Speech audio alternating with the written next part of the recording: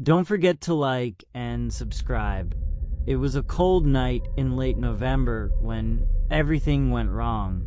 It had been a long day at work, and by the time I made it home, it was already past midnight. Exhausted from the hectic shift, all I wanted was to unwind with a cold beer and some peace. I didn't bother turning on the TV right away.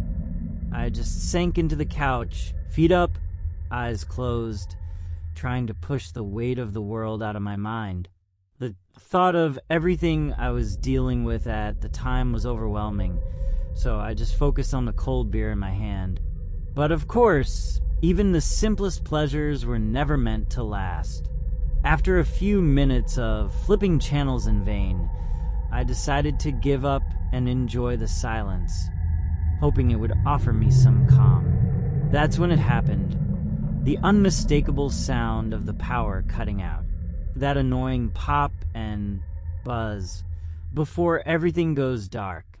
It wasn't the first time this had happened in the house, but it was always an inconvenience, especially after such a long day.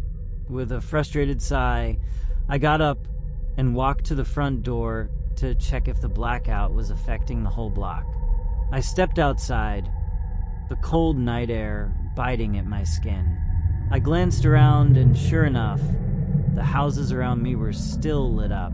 It was clear the problem was inside my home. Annoyed, I turned to go back in, but when I tried to open the front door, it wouldn't budge. I froze for a moment, confused. I tried the handle again, but it was locked. That didn't make sense. None of us had locked the door, and I hadn't heard it click shut when I left. I knocked, calling out to my wife, but there was no response. I couldn't even see any light through the windows. It was pitch black inside. Now, starting to panic, I rushed around to the back, hoping to find an unlocked door, but that was locked too. Something wasn't right. My wife had a habit of leaving doors open, but there was no way both the front and back doors were locked, unless someone was inside. I ran to the side of the house to check the breaker box, and that's when I saw it. The garden hose, which had been neatly coiled earlier, was now lying across the grass just below the breaker. That's when the panic hit me full force. Someone had deliberately cut the power. My stomach dropped. I dashed to a window and looked inside, my heart racing. I could barely make out two flashlights moving frantically through the dark rooms. Whoever was inside was ransacking the place. I was furious, heart pounding in my chest. How dare they do this while I was literally just outside? I reached into my pocket to grab my phone to call the police, but then it hit me. I'd left my phone on the couch. I cursed under my breath. No time to waste. I bolted toward the neighbor's house, planning to borrow their phone, when another terrifying thought crossed my mind. My wife was still inside. She had no idea what was happening. I couldn't just leave her there, not even for a minute. Without thinking, I turned back and grabbed a handful of rocks from the yard, throwing them at our bedroom window. I needed her to wake up. After the third rock, the window creaked open, and I heard her voice. I quickly whispered to her, telling her to hide and not to make a sound. Without asking questions, she disappeared into the closet. My heart was racing as I sprinted to the neighbor's house and pounded on the door. He let me in, and I explained the situation as fast as I could. He handed me his phone, and I immediately called the police. I stood there on the neighbor's porch, terrified, praying that my wife would be safe. The police arrived within minutes. I ran to one of their cars, and they rushed inside the house. But by the time they got there, it was too late. The back door was wide open, and the burglars were gone. It was clear they'd taken everything of value. My wife was shaken, and I could tell she was terrified, but what she told me made my blood run cold. She had heard the door to the bedroom get kicked open right after I told her to hide. Then she heard footsteps and the unmistakable sound of a gun being cocked. The intruder had stood there in silence, listening, waiting. She said she'd never been so scared in her life. I believe they must have heard me throwing the rocks, or maybe they were just waiting for a moment to make their move. The worst part is we still live in that house. We couldn't bring ourselves to leave, even though sometimes in the middle of the night I can't help but think about what might have happened if I hadn't stepped outside when I did. Would my wife have been okay? Would I have been able to stop what was happening? I'll never know for sure, but I'll never forgive myself for not doing more to protect her that night. Story 2. I live in a quiet suburban area, but there are many more populated towns within a short driving distance. A few months ago, I took a night shift security job at a warehouse in a neighboring town. The building was located in an industrial zone that stretched for miles, completely isolated, surrounded only by endless rows of metal shelves and a few large loading docks. The job was simple, routine patrols, ensuring everything was locked up and keeping the place secure. The nights were usually quiet, sometimes too quiet, but I liked the solitude. Almost nothing ever happened. It was a rainy Friday night, and I was checking my phone for storm updates. I wasn't looking forward to driving home in those conditions, but at least the shift seemed uneventful. The warehouse power flickered a few times but remained steady, so I wasn't too concerned. However, about an hour into my shift, the electricity finally cut out, plunging the entire building into total darkness. I was frustrated because I was the only employee on duty, meaning it was up to me to restore the power. While I had been trained for situations like this, I never thought I would actually have to handle one. I stepped out of my small security room and started the standard procedure. Before checking the circuit breakers, I needed to unplug some of the larger machines. My flashlight was the only source of light, which made the setting even more unnerving. Without the hum of lights and equipment, the silence felt much heavier, and every little noise echoed eerily through the cavernous space. As I walked between the shelves, I heard a loud metallic clatter from somewhere deeper in the warehouse. I tensed up, but dismissed it as the wind rattling the metal doors. Still, I decided to investigate. As I moved through the aisles, something made me freeze. A faint beam of light was moving between the shelves, exactly like a flashlight. Before I could get a better look, it switched off. Someone was in there with me. The problem was no one was supposed to be there until morning.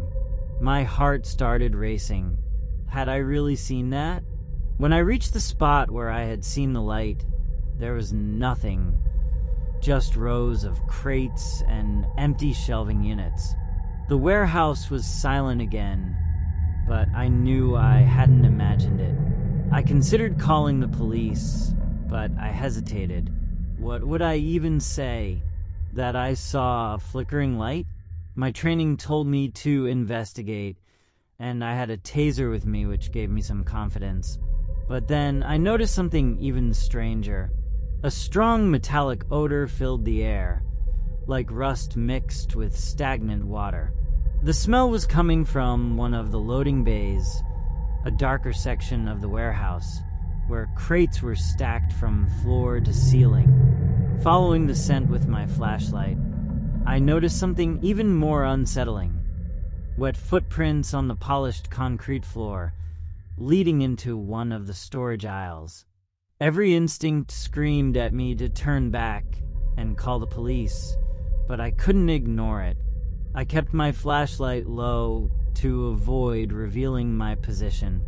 As I got closer, I started hearing faint whispers, barely audible, like two people having a distant conversation.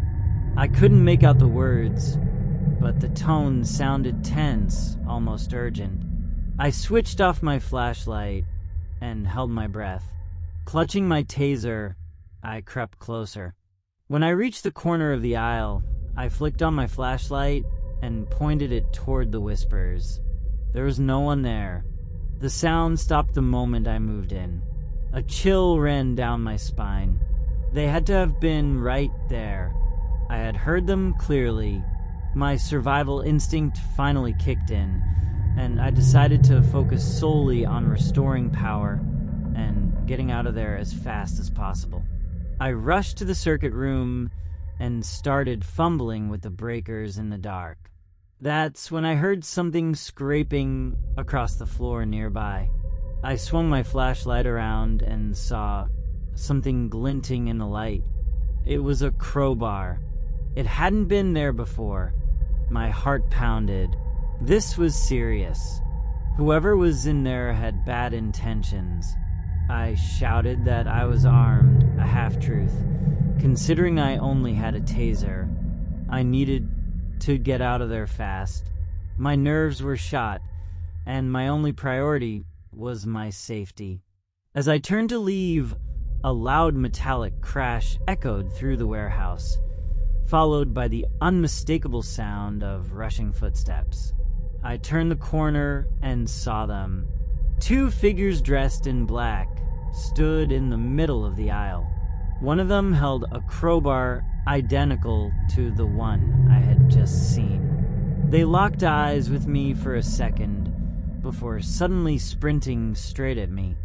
I didn't think, I just ran. Panic overtook me. I could hear their footsteps pounding behind me, but I didn't dare look back. My feet moved automatically as I weaved through the aisles, trying to outmaneuver them. After what felt like an eternity, the sound of their pursuit faded. I finally stopped to catch my breath. They were no longer chasing me. Without hesitation, I ran for the exit and called the police. To my relief, they arrived quickly, and I had never been so happy to see a patrol car. They searched the warehouse, but the intruders were already gone. The officers helped me restore power, but my boss was far less sympathetic. He scolded me for abandoning my post and nearly fired me. To this day, I don't know who those people were or what they wanted. All I know is that I still work at that warehouse, but now I'm never alone on the night shift. At least my boss realized that extra security might be a good idea. Still, I can't shake the feeling from that night. The knowledge that those two were there, waiting in the dark, and that they almost caught me. Story 3. The city plunged into darkness in an instant. Flickering lights, failing street lamps, screens shutting off. From the tops of buildings, only the distant glow of the stars competed with the oppressive shadow that consumed everything. The blackout came without warning, taking with it the security of predictable routines and leaving behind a heavy silence, interrupted only by the confused murmurs of people trying to understand what had happened. Laura, an engineering student, was in her apartment when everything went black. Her first instinct was to grab her phone, but the screen didn't light up.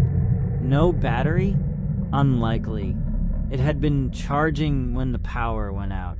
Her jaw clenched with concern. Stepping onto the balcony, she saw a sea of darkness. Not even cars passed on the avenue. It was as if the world had stopped. On the other side of the city, Miguel was trying to cross the street when the traffic lights died. Cars stopped abruptly, drivers honking in desperation. Some got out of their vehicles, confused, pointing at the sky. Miguel looked up and felt a chill run down his spine. What should have been a simple blackout felt like something bigger. No artificial glow, no residual light, nothing. Just absolute darkness. The situation escalated quickly. Silent radios, useless phones, networks down. The city, so accustomed to constant connectivity, was now isolated. Soon, a sense of unease spread. Supermarkets were raided by people scrambling for supplies, and some streets became dangerous. Chaos was on the verge of taking over, but the real surprise was yet to come. Looking to the horizon, Lara saw the impossible, an aurora borealis dancing in the sky. In a city where such a phenomenon never occurred, it was haunting. Miguel, from the other side, saw the same. Vibrant colors snaked above the buildings, and a deep, almost humming sound echoed in the darkness. Something was wrong. This wasn't just a blackout. That night, while many panicked, some began to realize. The blackout wasn't just the absence of electricity, but the beginning of something far greater. Lara and Miguel, from different parts of the city, felt the same thing. The world they knew had changed forever. Meanwhile, at a remote research facility outside the city, a group of scientists monitored their battery-powered equipment. The outage was global, and the atmospheric phenomena were just the surface of the problem. Unknown electromagnetic waves were sweeping across the Earth, altering the planet's natural magnetic fields. One scientist, his expression tense, turned to his colleague and whispered, "This isn't a natural event. Someone or something made this happen." As the city struggled with the chaos, Lara and Miguel encountered small groups of people who, like them, sensed that something was different. The colors in the sky, the strange sounds, and the feeling of being watched grew stronger by the minute. And then the first flash came. A beam of light cut across the sky from a distant point. Like a silent lightning bolt, it illuminated everything for a fraction of a second before vanishing. When Lara blinked, she realized she was no longer alone. Beside her, a tall and indistinct figure watched her. Miguel, on the other side of the city, also noticed shadows shifting, figures emerging from nowhere. They were not alone in the darkness. The blackout was only the beginning.